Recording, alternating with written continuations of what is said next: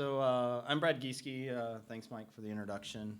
I'm on the design side at Stellantis, and I kind of play two roles, maybe three.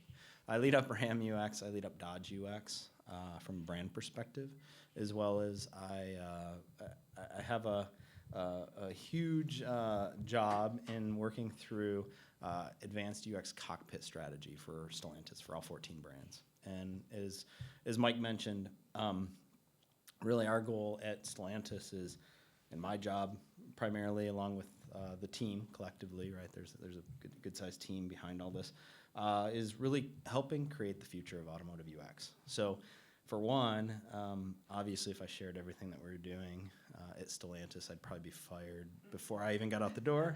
So we're gonna talk about, you won't tell? Oh, perfect. So one of the big pieces to me is what is the future of automotive UX, right?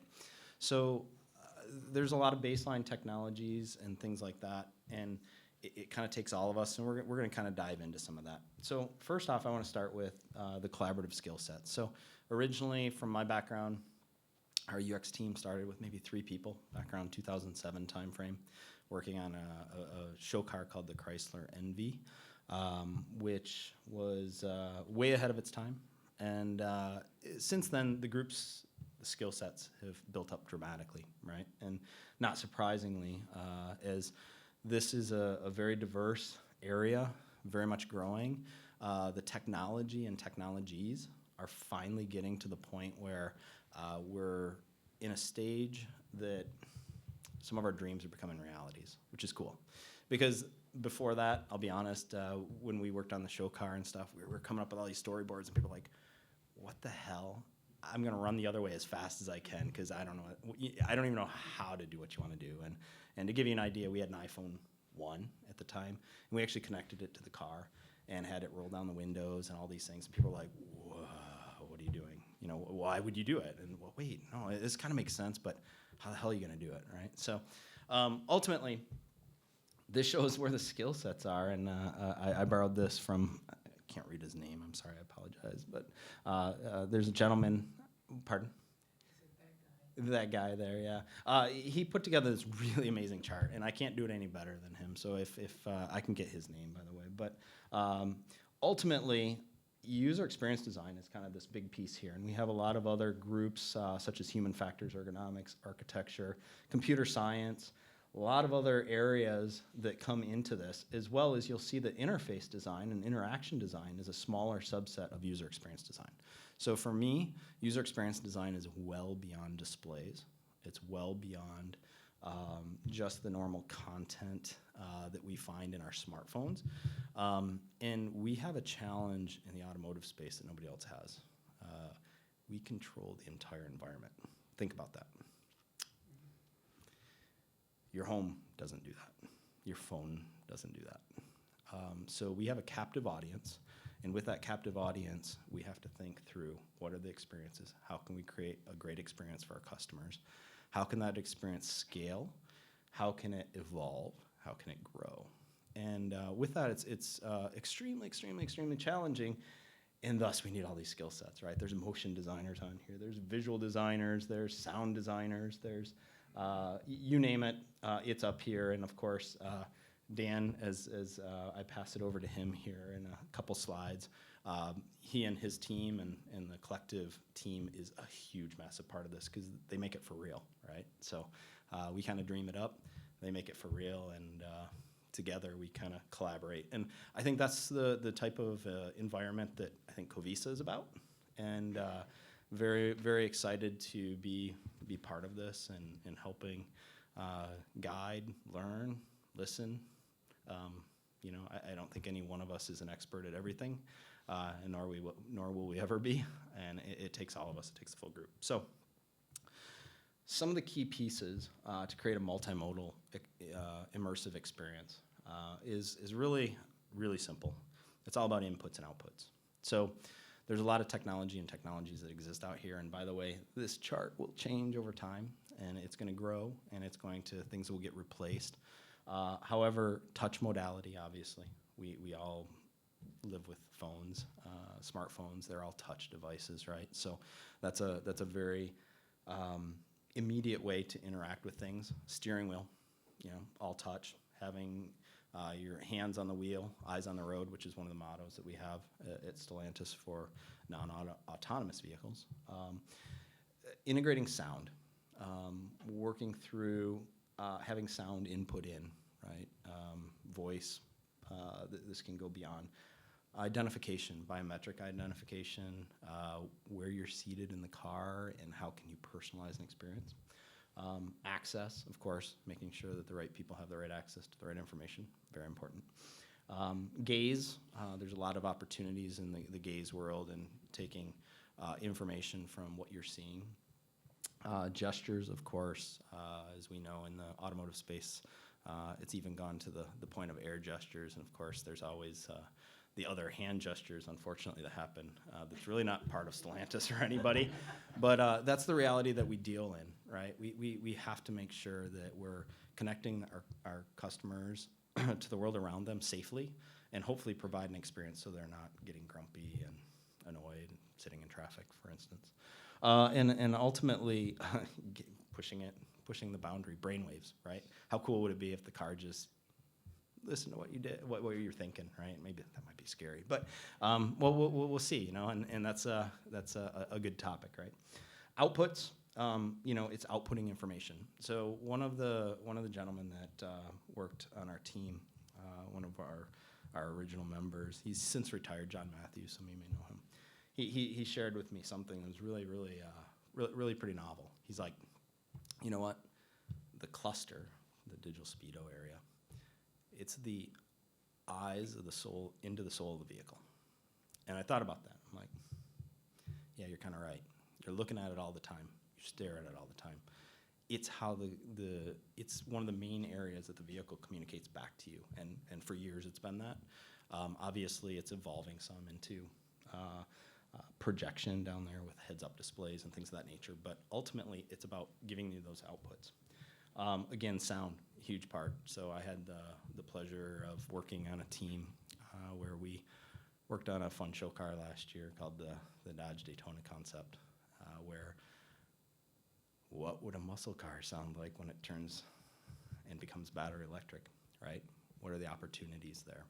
So lighting, obviously, the world around us, we're seeing LEDs and the advent of LEDs and how information can be communicated with those.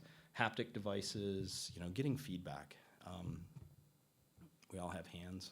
We all have certain sizes from 5th percentile to 95th percentile is what we shoot for in the automotive space. What's interesting there is there's always a physicality to what we do, especially with a car. And it literally, it's one of the single most dangerous things we do on a daily basis, right? Driving around a 2, 3, 4, 5,000 pound object. And the safety and pieces behind that are really important. So haptics, all of these inputs and outputs, again, coming together in a non-linear experiences. Anything can happen at any point. Those are the parts that we need the full community for, right? Thermal elements, and then even smart surfaces. So ultimately, with this, I'm going to go ahead and pass it over to Dan, and Dan's going to walk you through some of the cool things that he and his team and teams are thinking and how to make this stuff for real and some of the enablers. All right, so I'm Dan. Nice to meet you all. I'm from the technical side, so I do get a little nervous when Brad starts talking about things we can't actually build, for the record. That never goes away, right? So yeah, just kidding. But we really do have the great privilege to be sort of at this change that's happening in the industry, right? And that's really affecting the design space. And as Brad pointed out, that really is bringing back concepts that have been impossible for a long period of time, suddenly are, right? And that's super cool. I mean, part of that is the emergence of autonomy, of course, we're all familiar with. Part of that is the emergence of electric vehicles. They have a very big impact on the cockpit experience that I'll talk about in a minute here. But part of that is that we're at a generational change in compute per dollar, generation change in compute per energy, right? And at the same time, we suddenly have more electrical energy in the car, especially in the accessory and off state than we've ever had before. That's a big change. Just to give everyone a perspective on that, let's imagine that our current systems in terms of GPU are maybe 20 to 60, 20 to 100 GFLOPs, depending on what system you're driving home with in your car today.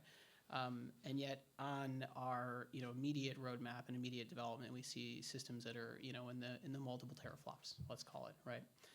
With improvements beyond that are in the very near term. So it kind of fundamentally changes the things that we can and cannot do, right? A good example is in the past using 3D graphics was kind of something you got pretty nervous about, right? Because you'd spend a lot of late nights optimizing the polynomial count to get to something that's executable. I think we've collectively collaborated on that in the past, Brad.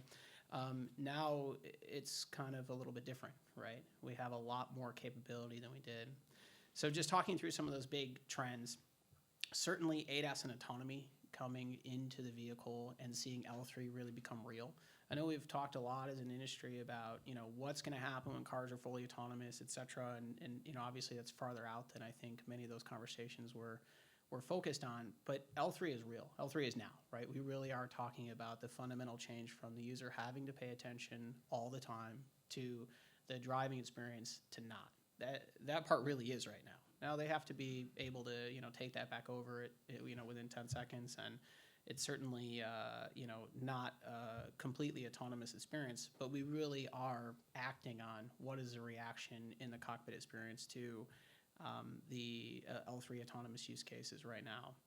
And then we see a huge change in multimedia and productivity. There's a few drivers there. One is the GPU resources I talked about earlier as an example.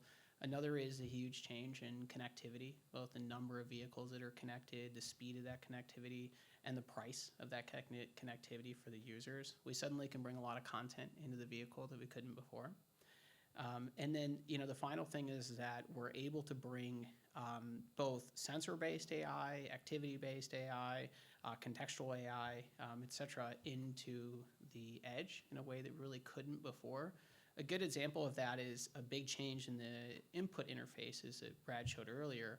If we think about the input interface that is voice in many of our vehicles today, it's not particularly meaningful when we look at usage of that particular interface, because it doesn't do a very good job of recognizing intent, and that's a core benefit. Historically, that wasn't terribly possible on an edge ECU, and it was primarily a cloud-based service.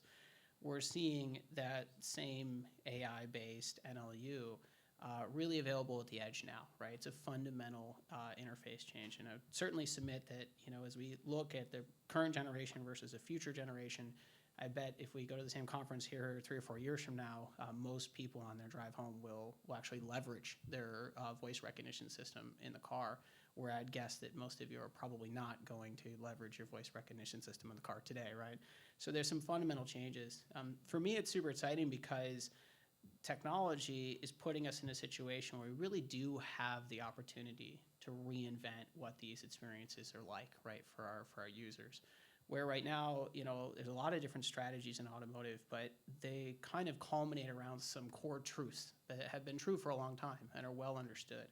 As we have the generational change in computation, the user being able to take their eyes off the road for some period of time, lots of electrical energy we can spend on computation in different situations, fast connectivity to the cloud, and embedded AI. There's one thing we think is true. It's that the user experience in the vehicle is definitely set to be able to change fundamentally.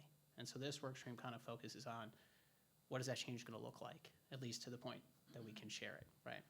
Okay, so let's talk super high level about that, which is, never my favorite. I like to talk, specific specs, but let's try to draw with broad strokes here. So today we have cars that are pretty features packed, right? If we think about the value to the customer, traditionally it's been prescribed by number of features, right?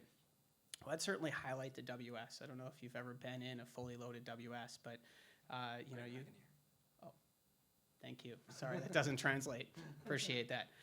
I would highlight the Grand Wagoneer because in terms of number, displays, and features, I mean, it's a feature-packed device, let's call it, right? You have a passenger display and digital rearview mirror and center display and 10,000 applications on your rear seat display alone, right? It's a features-packed environment.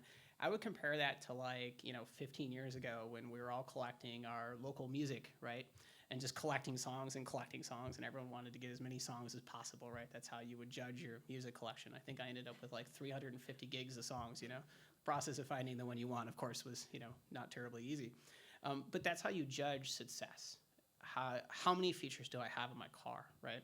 Well, we're seeing that change fundamentally where people are saying, okay, I have too many things in my car. I don't know how they work, right? And I really want the thing that I want, right? And so we're focusing on how do we leverage technology to not just offer all those songs, but to curate them, if that makes any sense. We saw that happen in the entertainment industry, right? Today, probably, as you drive home, you don't have like an iPod with, you know, 120 gigs of music on it, right? That's not the success criteria. You drive home and you have access to a lot of songs, right? And then over time, curation becomes a value proposition, not necessarily features. The assumption is that those features are available, right? And so they are. It's actually the ability to figure out what feature is useful to that customer at any given time, right? That becomes really important. We're seeing that happen in our space, and it's really changing our philosophy from how many features can I fit into this car to how can I guarantee that the user receives an experience and enjoys an experience that ultimately they're looking for. And those experiences are very different by customer and by, by market. In Stellantis, we have the privilege and also the challenge of trying to figure out how to offer experiences that are throughout a very, very wide range of cars, right? From maybe 6,000 or 9,000 euro, I forget the public number, to 200,000 euro or something like that, right? And if we think about our heavy-duty truck customers to even a Fiat 500 customer to a Maserati customer, they're very, very, very different experiences that they're looking for. So as we talk a little bit more about the technology and when we sort of unpack that, right, and we think about, for a feature pack system, what are some of the core pieces of that? Okay, on-demand content, connectivity, right, intelligent identification, and having some kind of advocate. Okay, great. But as we move towards where we're at now, which is why we highlighted this at this particular slide, we're really working on how do we drive an AI-centric interaction. And here I would use the word AI curation, because AI is such a broad field that it maybe isn't terribly clear. Really what we mean is that we're going to curate the experience for that particular user, or that particular customer, or that particular program. And then, of course, we want to be very careful about the information that we present, and we want those interactions to be as smart and as contextual as possible. Fitting more displays in the car is super cool. I come from a displays background, so I'm sort of, maybe a bit biased there, let's call it. But ultimately, creating a contextual and smart interaction is critical to us. And then as we move into the future, which is, starting in this generation, but really this generation is really laying the enablement for what we would call an experience-centric generation of interaction. There we see obviously more V2V connectivity, which is still, today in its infancy, and a much higher degree of immersivity with the vehicle. Brad hit the nail on the head earlier that,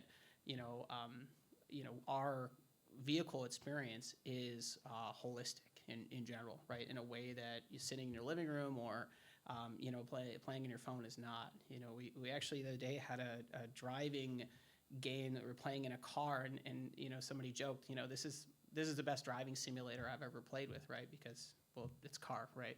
And it's very much true that there's a lot of opportunity to make a very immersive experience when you have that many control points.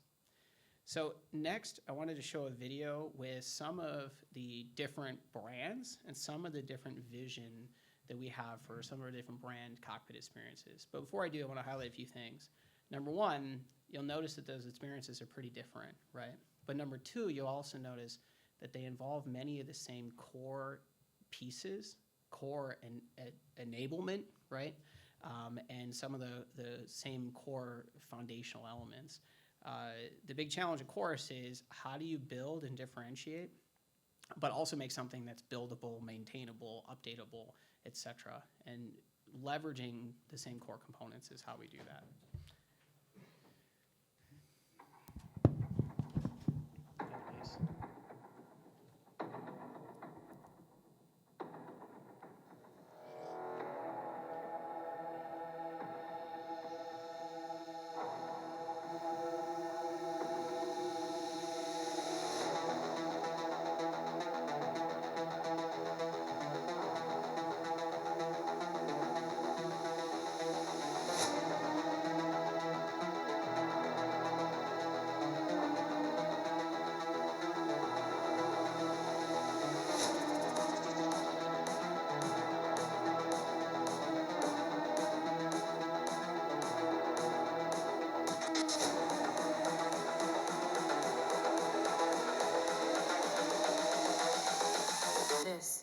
future.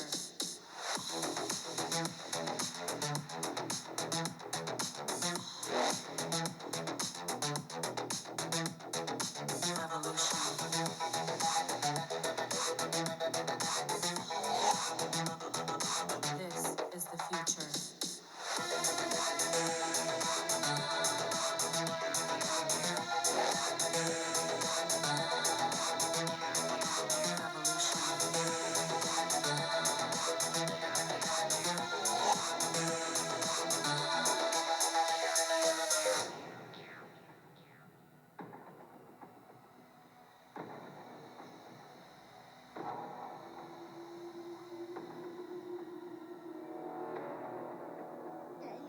Hi, how can I help? Walking to this progressive station. Finding the nearest gas station.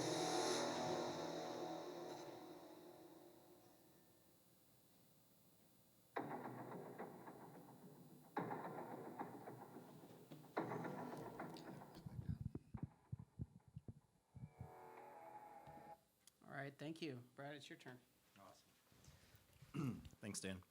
So you can see how, obviously, we have 14 brands at Stellantis, by the way, if anybody was counting. And I think that's one of the biggest challenges and opportunities that we have. And we might be unlike any other OEM that's out there with the challenges of how can we make an enabled experience. I'll give an example. I'll throw a use case out there. I get a flat tire in my car, and I happen to be driving, I don't know, maybe a Fiat. How can I help that Fiat customer get to a place where they can fix their tire, right? And there might be a suggestion that happens saying, hey, by the way, you got a flat tire, you can keep driving on it, half a mile up to the right, turn right, you can get to, I don't know, a bell tire or whatever it might be, right? That same technology enabler could be used for, let's say, a Maserati. Hey, I got a flat tire, helicopter's coming, right? And so those are the things that we're thinking about from use case standpoints is how can we come up with great use cases that support all of our brands, and we come up with common enablers, but the how, where, why, and when things are shown in the cockpit or to the customer may differ, and I think that's truly what differs from every brand. However, the enablers, the technology enablers that Dan was speaking of become very, very important, which gets me to this slide. So, what you're like, what does this mean to user experience? Well, it's all about planting seeds. Use another example. In one of our very early concepts, we had speed limit in a heads-up display. And again, same conversation. People are like, "What? Oh yeah, it makes perfect sense." But you can see the speed or you can see the speed limit on the side of the road, and you're like, "Yeah, but it's not always there, right?" And all of a sudden, you see policemen. You're like, "Ooh, how fast am I supposed to be going? Am I over? Am I under?" Things of that nature, right? And just something like that took multiple years to get put into vehicles. And so the use cases from a design perspective, and I think that's why Dan says that maybe we kind of scare the shit out of him sometimes. And I think we do, and we probably do it intentionally sometimes. Sorry, Dan. But it's not to challenge the norm. It's to come up with what's the future, right? What's the right experiences for the community, the customer. So with planting seeds, some of the concepts that are out there that we put out, we try to get feedback back from our customers, from the community. Hey, how might we? How might we build something? How might we do this in the future? How might we have vehicle-to-vehicle interaction and communication? And what could it look like, and what is it? And by the way, that's way bigger than Stellantis. That encompasses everybody that's here. And those are the types of things that I think that we want to help share and be a part of. And ultimately, it's not about planting seeds. It's about then watering them. It's about giving them sunlight, and that's the community. And by the way, the seeds can be planted by anybody too. It doesn't have to necessarily come from an OEM. So is that how you're developing the contextual content, creating that personalization, customer experience? By those interactions with the customers and, reaching out to them with the surveys? Like It's one part of it. do that? So user experience design is encompassing of an iterative process, right?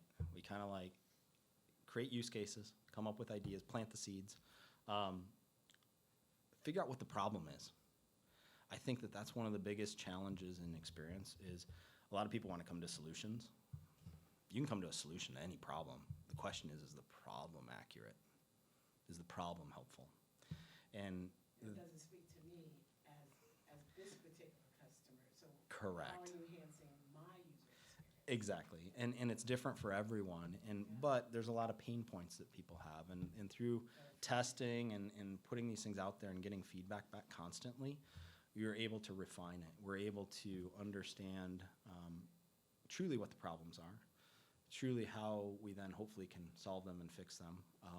Technology for technology's sake doesn't work, right? We're all human. We have needs. We have things happen all the time around us, as I mentioned, when things are happening, and it's nonlinear. Ultimately, it's how can I keep people safe? How can we keep them on task? How can we keep them entertained in their car? How can we keep them in a community, right? And it's a challenging space, but ultimately this is all about growing as a community. And I think with Covesa and what we're intending to do for, I'll say, this one little piece, and there's lots of different work streams that the teams have, I think that there's a huge opportunity here. So really, the question that I asked in the beginning is really simple. The future of automotive UX is you. It's us. It takes all of us, inspiring future generations, inspiring my kids and beyond, and collaborating and sharing.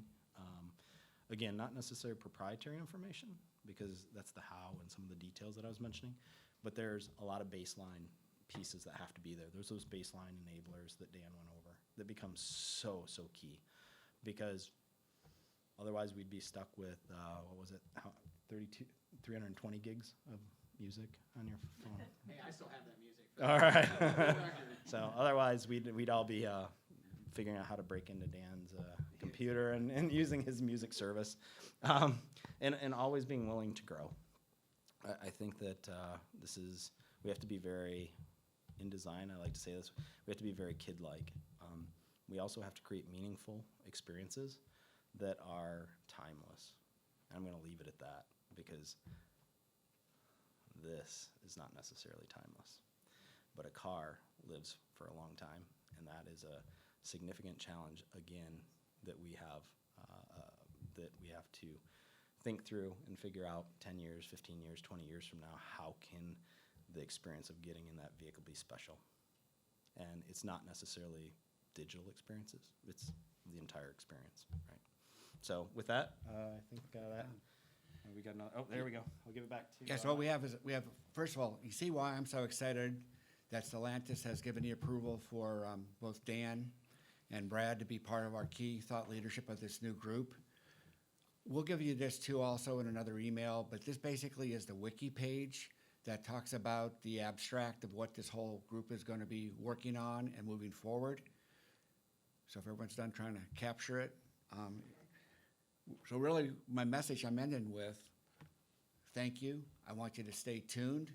We're very excited to see you at CES 2024, but we'll have information out related to this working group, where things are going, how the bird of the feather will take shape.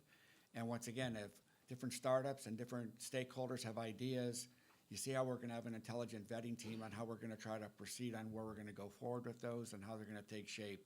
But once again, I thank you so very much. And once again, I'm just so grateful that Stellantis blessed these guys to be a part of this team and to be with us. And you see the excitement that we're going to have working with them.